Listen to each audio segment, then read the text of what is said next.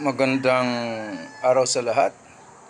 The YouTube channel of the Fraternal Order of Eagles, Limbas Law Corner is back to once again render public service in the field of law o yung aming pagbabahagi ng aming kunting kaalaman sa larangan ng batas para sa sambayanang Pilipino.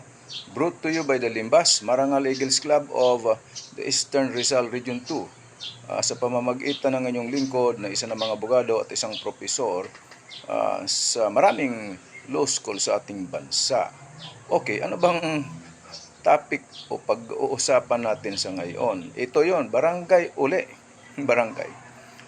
Ang tanong meron bang kapangyarihan o otoridad ang isang lupon ng barangay na i-entertain ang reklamo ng isang juridical person? Ano itong juridical person? Tulad ng korporasyon, ng kooperatiba, mga asosasyon, at iba pa. Meron ba? Wala.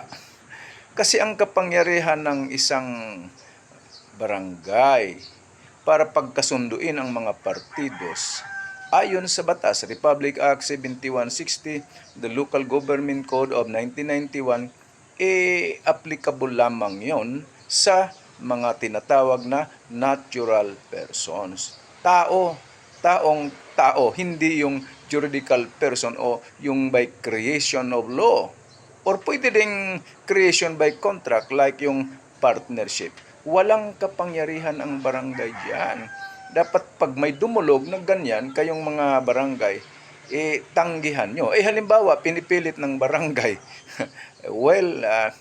labag na sa batas yung ginagawa ninyo. Wala kayong kapangyarihan.